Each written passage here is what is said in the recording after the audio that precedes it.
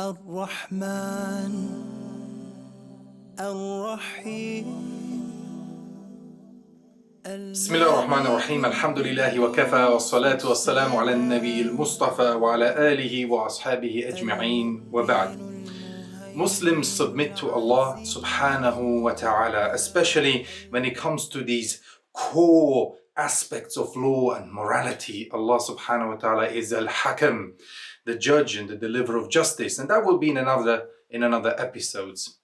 However, human beings like to differ. They like to have differences of opinions, argue. They like to have a lot of critical thinking involved. And there is room for critical thinking, no doubt about that. But not when it comes to those core fundamental issues, to law and morality. Not when it comes to the thawabit of Islam. That we ought to leave to Allah subhanahu wa ta'ala, who is Al-Hakeem. These are the red lines. This is what it means to submit to Allah subhanahu wa ta'ala. This is what it means to be a Muslim, a true believer. So when it comes to these things, we should try to see that Allah subhanahu wa ta'ala is not just Al-Hakeem, the judge and the giver of justice, but He is also Al-Hakeem. And Al-Hakeem is the name that we want to talk about today. Al-Hakeem, the all-wise, the one who has the knowledge of the true nature of things. And once we know that Allah subhanahu wa ta'ala is Al-Hakeem, things become much easier to submit. Because you might have one perspective or two perspectives of a particular thing, but Allah subhanahu wa ta'ala has every angle. He has all the perspectives. He knows all the intrinsics and all the details of every affair in every place at any time. He truly has the complete knowledge of everything. And at that point, you must acknowledge that you're the miskeen.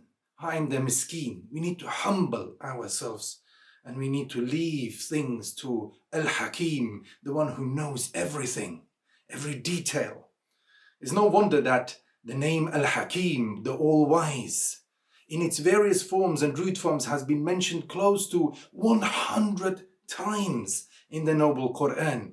So Allah subhanahu wa ta'ala, He says, وَهُوَ الْحَكِيمُ الْخَبِيرُ, and Allah is the all-wise, the all-aware. He says, وَاللَّهُ عَزِيزٌ حَكِيمٌ, Allah is the almighty, the all-wise. Allah subhanahu wa ta'ala says, Wallahu alimun hakim. Allah subhanahu wa ta'ala is the all-knowing, the all-wise. وَكَانَ اللَّهُ وَاسِيًا حَكِيمًا, and Allah is the ever-encompassing, the ever-wise, the all-wise.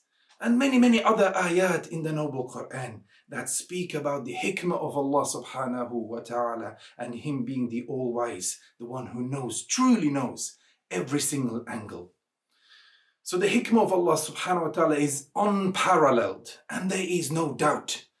But Allah subhanahu wa ta'ala also alleviates people when He grants them hikmah, when He grants them wisdom. Allah alleviates people above other people with hikmah. And hikmah has been defined by the scholars of Islam as those who are able to put every matter in its rightful place at any time in the right fashion. So if someone has this kind of judgment, this sound judgment, to make things right in the right time, in the right way, then that person is blessed with hikmah. May Allah subhanahu wa ta'ala bless us all with hikmah.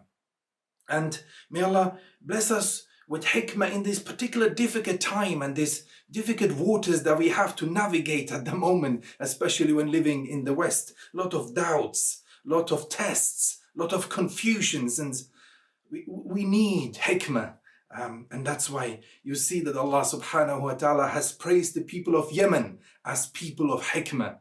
And He has also made dua for his cousin, his young cousin, Abdullah ibn Abbas. In one narration, he said, or he made dua, Allahumma allimhu al-hikmata. Oh Allah, teach him wisdom. So wisdom is a great thing. The ability to make the right decision at the right time is a huge, huge blessing. So I ask Allah subhanahu wa ta'ala to give us this hikmah, to bless us with the sound judgment. Barakallahu feekum. Assalamu alaikum wa rahmatullahi wa barakatuh.